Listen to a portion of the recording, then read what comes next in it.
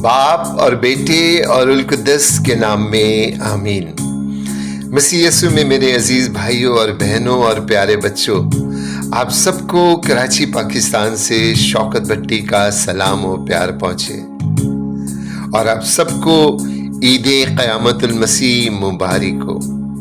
कलीसिया फतह का नारा लगाकर यानी हालेलुया पुकार कर क़यामतुल मसीह की ईद का ऐलान कर चुकी है। ऐ मौत तेरी फतह कहाँ रही, मौत फतह का लुक़मा हो गई है। ऐ मौत तेरा डंक कहाँ रहा। आज की अंजील मुक़द्दसा में बताती है कि उसका यानी खुदावंद यीशु मसीह का मुर्दों में से जी उठना ज़रूर था और यही बात मसीही ईमान का मरकज़ है, बुनियाद है, ईमान है और अकीदा है।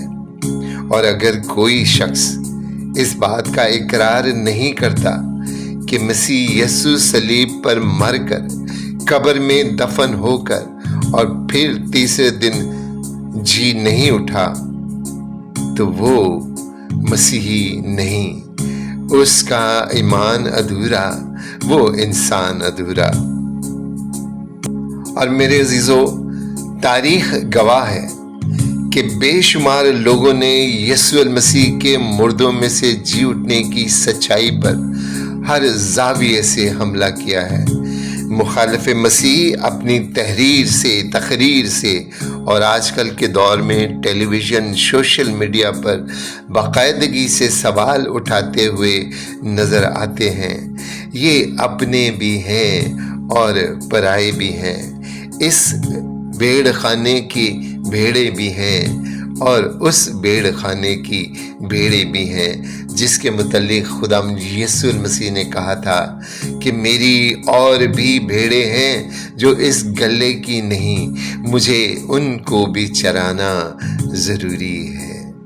मेरे अजीज़ों, क़यामतुल मसीह एक हकीकत और एक सच्चाई है जिसकी गवाही ज़मीन व आसमान, सितारे, इंसान, चरिंद परिंद, हवा, हर एक शय देती है। जिस रोज़ खुदावंद यीशु मसीह ने सलीब पर जान दी, उस रोज़ सूरज तारीक हो गया और खिलाफे मामूल दोपहर के वक्त आसमान पर चांद सितारे नज़र आने लगे और माहिरे इल्मे नजूम इसकी गवाही देते हैं कि ऐसा हुआ था। इस बात की गवाही फितरत भी देती है, ये ज़मीन देती है, ये पहाड़ देते हैं। यरूशलेम में एक ही हफ्ते में 2 मरतबा ज़लज़ले आए, पहाड़ हिले, ज़मीन तिड़की और ज़लज़ले खुदावंद यीशु मसीह की सलीब पर और दूसरा ज़लज़ला क़यामतुल मसीह के वक्त हुआ। यरूशलेम में एक ही हफ्ते में 2 मरतबा पहाड़ हिले, ज़लज़ले आए, कब्रें खुल गईं, मुर्दे ज़िंदा हो गए और माहिरे अर्ज़ियात इस बात की गवाही देते हैं कि ऐसा हो चुका। मेरे अजीज़ों, इस बात की गवाही कि यीशु मसीह जी उठा है फरिश्तों ने दी, यानी आसमानी मखलूक ने दी, ज़मीनी मखलूक ने दी, मरियम मजदली और खुदावंद यीशु मसीह के शागिर्दों ने दी। 500 से ज़ायद लोगों ने उसे अपनी आँखों से देखा और गवाही दी। खुद यहूदियों ने, दुश्मनों ने, रफ़ीकों ने, फ़कीहों और फरीसियों ने, रूमियों ने ये गवाही दी। انہوں نے سازش کے ان سکوں نے دی جو انہوں نے رومی سپاہیوں کو جھوٹ بولنے کے لیے دی تھی۔ میرے عزیزو، پہرے دار سپاہیوں کی زندگی نے اس بات کی گواہی دی، کیونکہ یہ قانون تھا کہ اگر کوئی سپاہی ڈیوٹی کے وقت کوتاہی کرتا ہے تو اس کی سزا موت تھی، کیونکہ ڈیوٹی پہرے کے دوران مہر بند قبر پر تھی تاکہ کوئی لاش کو چرا نہ لے جائے، اور اس غفلت کی سزا موت تھی۔ لیکن کسی ایک رومی سپاہی کو موت کی سزا نہیں ہوئی۔ اس بات کی گواہ ہے کہ یہ پھیلائی ہوئی کہ یسوع کی لاش کو کوئی چرا لے گیا، جھوٹ اور سراسر جھوٹ ہے۔ قیامت المسیح کی گواہ وہ خالی قبر ہے جہاں اسے دفنایا گیا، وہ لباس ہے جو آج بھی محفوظ ہے، وہ پتھر ہے جس پر اس کے کپڑے رکھے گئے تھے۔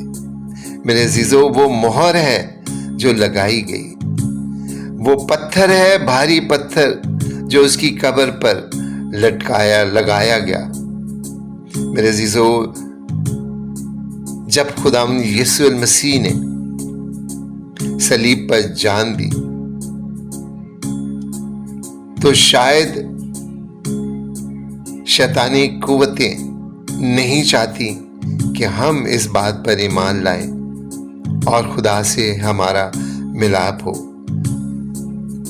جب صلیب پر ڈاکو نے خداوند یسوع سے دعا کی کہ اے یسوع، جب تو اپنی بادشاہی میں آئے تو مجھے یاد رکھنا، تو خداوند یسوع المسیح نے کہا تو آج ہی میرے ساتھ فردوس میں ہوگا۔ لفظ فردوس کا اصل مطلب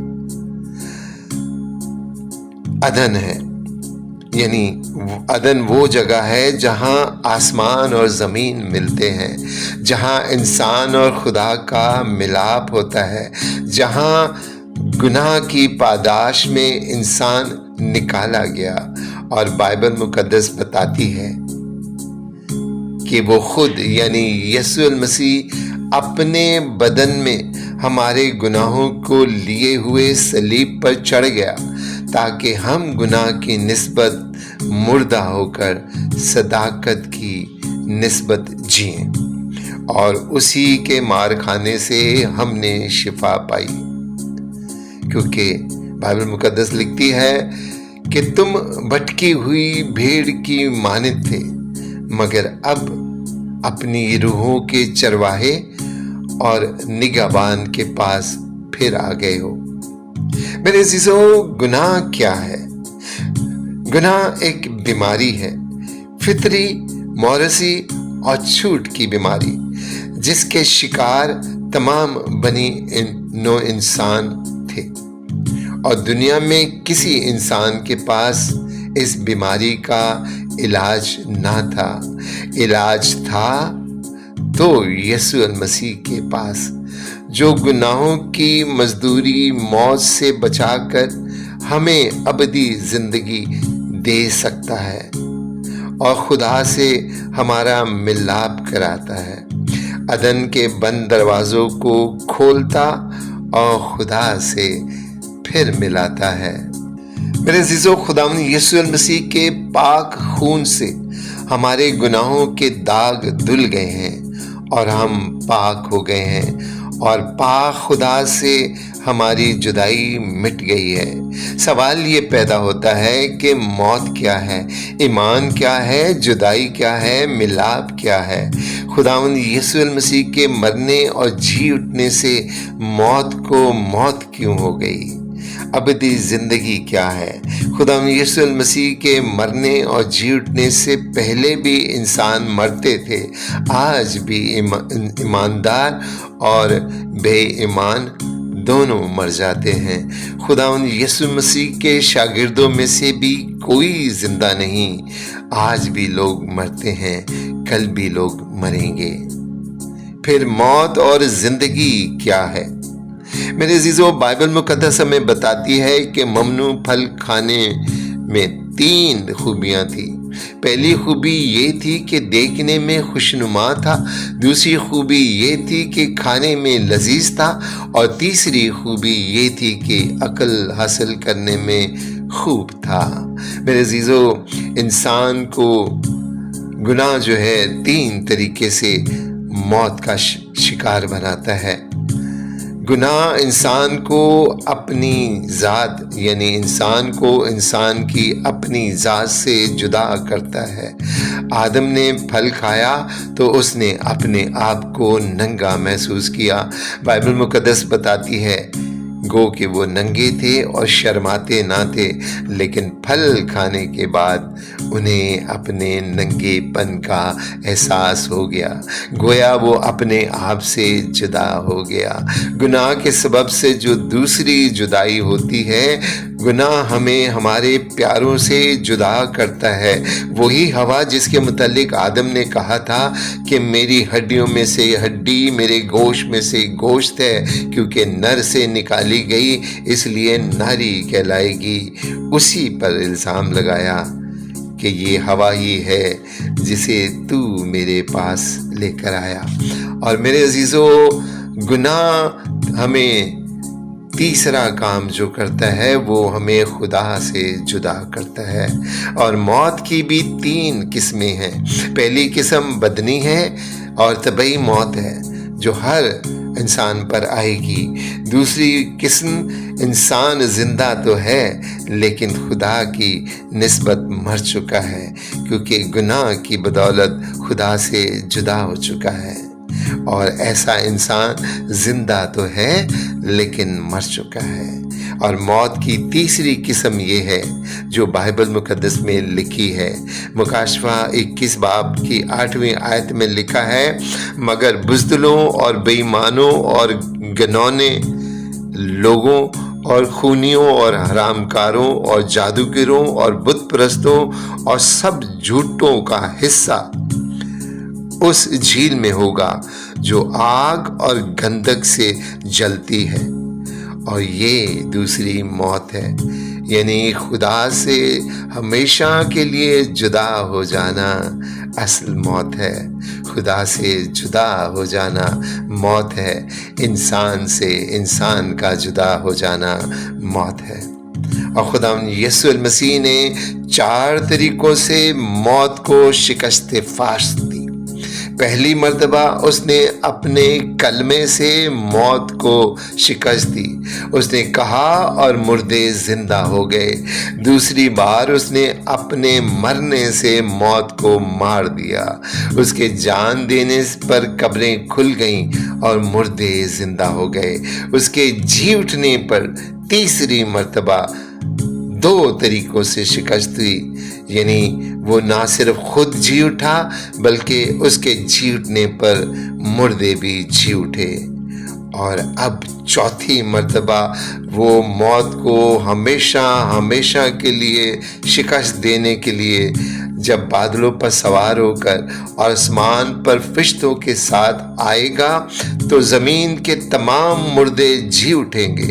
بائبل مقدس ہمیں بتاتی ہے کیونکہ گناہ کی مزدوری موت ہے، مگر خدا کی نعمت ہمارا خداوند یسوع المسیح ہماری دائمی حیات ہے، اور اسی کے وسیلے سے ہمیں نئی زندگی ملتی ہے۔ گناہ کی طاقت مغلوب ہو گئی ہے، گناہ سے پیار کرنے والی فطرت دفن ہو گئی ہے، گناہ سے آزادی ملی ہے۔ خداوند یسوع المسیح کے ذریعے ہمیں نئی فطرت ملی ہے۔ ہم قیامت المسیح کے ذریعے یسوع المسیح کے ساتھ نئی زندگی میں پیوستہ ہو گئے ہیں، گناہ کی نسبت مردہ اور مسیح یسوع میں زندہ ہو گئے ہیں۔ قیامت المسیح ہمیں آزادی دیتی ہے، یعنی ہم گناہ کے غلام اب نہیں رہے، اپنے آپ کو آزادی کے ساتھ خدا کے حوالے کر سکتے ہیں۔ اب ہم آزادی کے ساتھ خدا یا شیطان کا چناؤ کر سکتے ہیں۔ قیامت المسیح خدا کی عظیم محبت کی عظیم نشانی ہے، راستہ ہے، نجات ہے، کیونکہ بائبل مقدس ہمیں بتاتی ہے کیونکہ خدا نے دنیا کو ایسا پیار کیا کہ اپنا اکلوتا بیٹا بخش دیا تاکہ جو کوئی اس پر ایمان لائے ہلاک نہ ہو بلکہ ہمیشہ کی زندگی پائے۔ میرے عزیزو، یسوع المسیح کے پاس آئیں اور آب حیات مفت پائیں۔ آپ سب کو عید قیامت المسیح مبارک ہو، یعنی نئی زندگی، نئی فطرت، نئی آزادی مبارک ہو۔ خدا ہم سب کو برکت دے، آمین۔